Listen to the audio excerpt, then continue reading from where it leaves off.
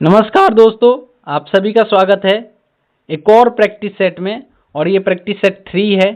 तो चलिए स्टार्ट करते हैं। और आज का पहला प्रश्न है कि संघीय ढांचा, न्यायपालिका, राज्यपाल प्रणाली और आपातकाल लगाने की शक्तियाँ भारतीय संविधान की ये विशेषताएं डैश से ली गई है। तो ये विशेषताएं कहाँ से ली गई है? तो ये लिया गया है 1935 के भारत सरकार अधिनियम से। तो जो भारत सरकार अधिनियम था, इसका सबसे ज्यादा प्रभाव पड़ा है भारतीय संविधान पर। यह भी कभी कभी प्रश्न पूछ लेता है कि किसका प्रभाव सबसे ज्यादा भारतीय संविधान पे पड़ा था। तो भारत सरकार अधिनियम 1935 का पड़ा था। और देख लेते हैं कि भारत सरकार अधिनियम से क्या क्या लिए गए हैं। तो देखिए, भारत सरकार अधिनियम से संघीय व्यवस्था ली गई है, न्यायपालिका की ढांचा ली गई है, राज्यपाल का कार्यालय लिया गया है, आपातकाल लगाने की शक्तियां ली गई है और लोक सेवा आयोग, ये सभी चीज भारत सरकार अधिनियम 1935 से ली गई है। एक और चीज बता दें कि जो भी लोग अगर देखना चाहते हैं संविधान के स्रोत यानी किस देश से क्या लिया गया है, उसके लिए मैं ऑलरेडी एक वीडियो बनाया हुआ हूं। आप लोग को डिस्क्रिप्शन में लिंक मिल जाएगा, वहां से जाकर देख लीजिएगा। पॉलिटी का एक लिंक मिलेगा डिस्क्रिप्शन में, उस पर क्लिक कीजिएगा तो आप लोगों को अनुसूचियां, संविधान के स्रोत और भाग ये मिल जाएगा। अभी हम अनुच्छेद इसके बाद अपलोड करने वाले हैं। तो चलिए अगला प्रश्न देखते हैं। भारतीय संविधान में समवर्ती सूची की अवधारणा डैश के संविधान से ली गई है। बोले ना तो सबसे ज्यादा प्रश्न जो पूछा गया था ना, मतलब रिपीटेड प्रश्न दिल्ली पुलिस में, तो यही प्रश्न था। मोस्ट रिपीटेड प्रश्न है, ये बहुत बार पूछा हुआ है। ये ऑस्ट्रेलिया से लिया गया है। कहां से? ऑस्ट्रेलिया से। और क्या क्या लिया गया ऑस्ट्रेलिया के संविधान से? तो ऑस्ट्रेलिया के संविधान से समवर्ती सूची, प्रस्तावना की भाषा,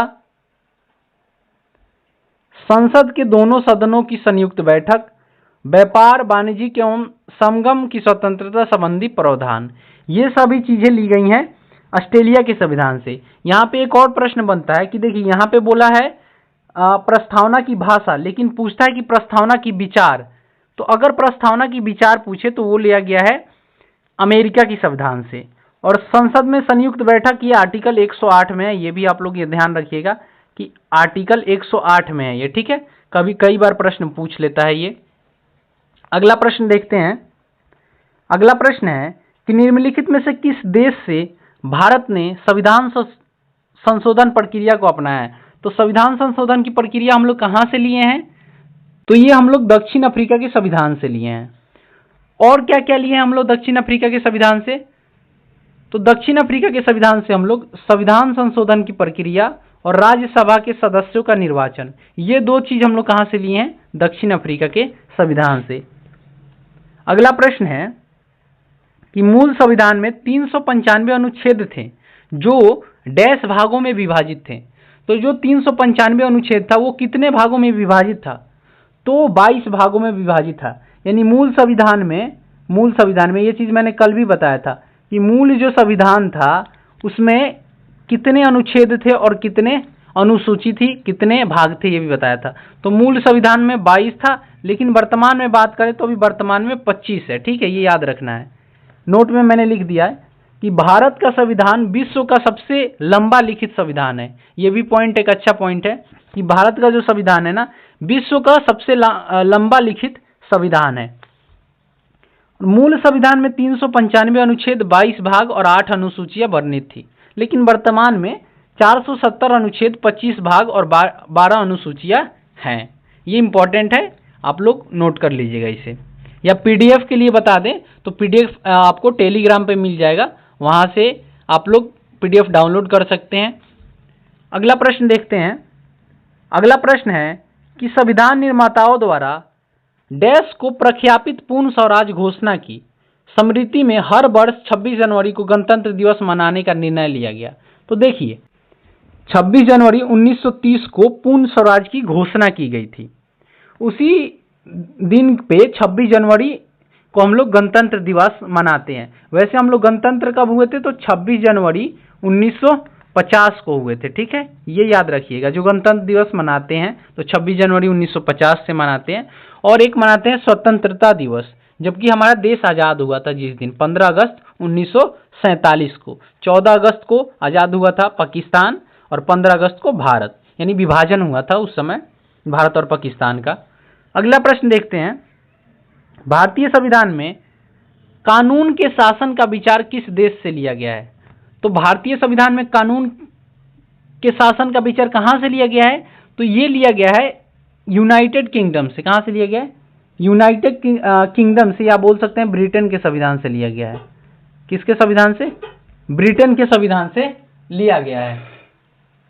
अगला प्रश्न देखते हैं। अगला प्रश्न है, निम्नलिखित में से कौन सी भारतीय संविधान की संघीय विशेषता नहीं है? इनमें से बताना है कौन सी संघीय विशेषता नहीं है। तो देखिए, जो एकल नागरिकता है ना, ये एक संघीय विशेषता नहीं है। अब जान लेते हैं संघीय विशेषता कौन कौन सी है हमारे भारतीय संविधान के। तो देखिए, संघीय विशेषता जैसे कि द्विसदनीय, एक संसदीय संघीय विशेषता है। स्वतंत्रता न्यायपालिका, लिखित संविधान, कठोर संविधान, शक्तियों का विभाजन, और एक होता है आपका संविधान की सर्वोच्चता। ये जितने भी पॉइंट है ये संघीय विशेषताएं हैं। अगर इसके अलावा कोई और दिया ऑप्शन में तो संघीय विशेषता नहीं होगी, ये याद कर लीजिएगा, ठीक है। अगला प्रश्न है कि निम्नलिखित में से कौन सी अनुसूची मिजोरम एवं त्रिपुरा के राज्यपालों के अतिरिक्त विवेकाधीन शक्तियों को प्रदान करती है? ये मैंने बताया था कल के भी प्रैक्टिस सेट में, तो जो लोग भी कल का प्रैक्टिस सेट नहीं देखे हैं, डिस्क्रिप्शन में लिंक मिलेगा, वहां से जाकर देख सकते हैं। तो ये बताया गया 6ठे अनुसूची में, ठीक है, 6th शेड्यूल में बताया गया है, ठीक है, 6th शेड्यूल में ये बताया गया है बात।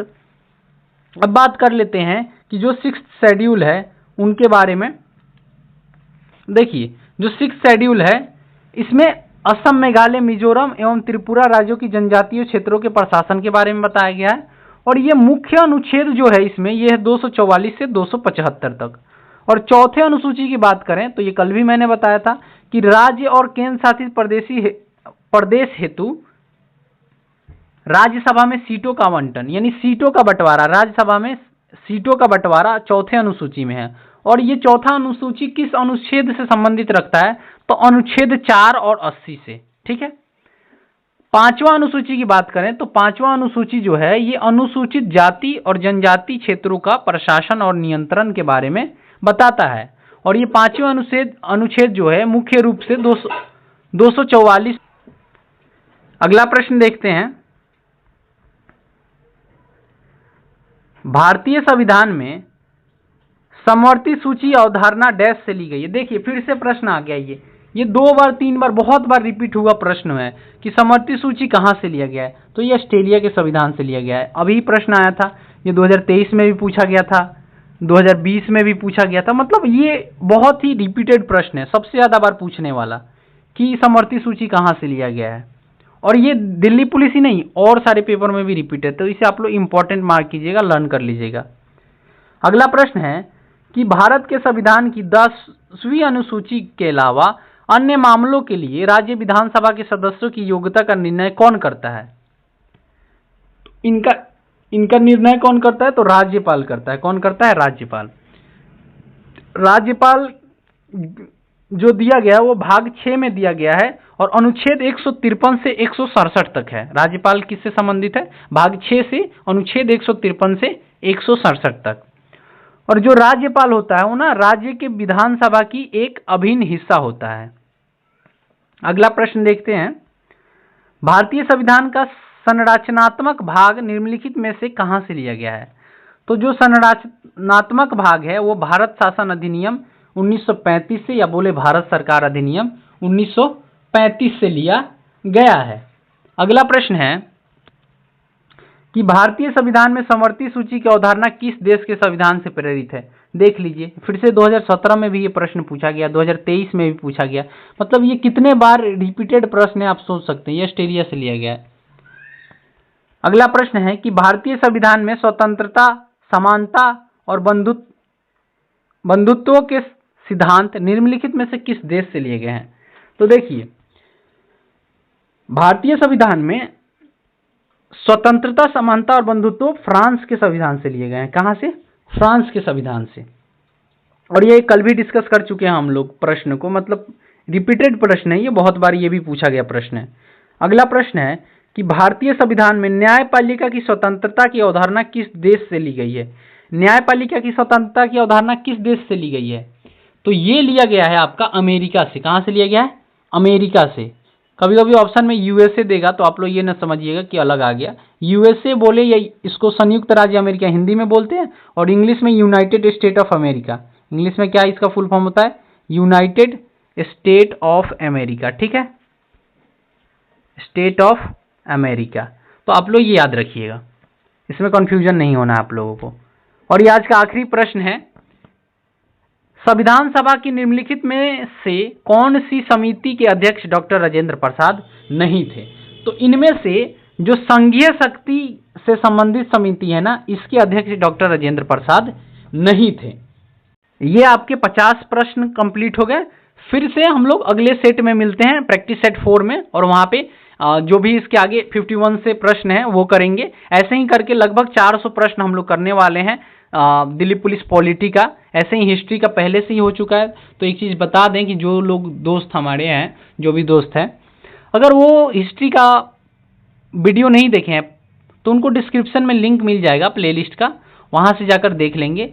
अगर वीडियो अच्छा लगा हो तो लाइक कर दीजिएगा, और चैनल पर नए होंगे तो सब्सक्राइब कर दीजिएगा, और कमेंट करके ये बताइएगा कि आपका जो आज का प्रश्न था जो भी, उसमें से आपने कितना सही किया और आप किस चीज़ की तैयारी कर रहे हैं। जय हिंद, जय भारत।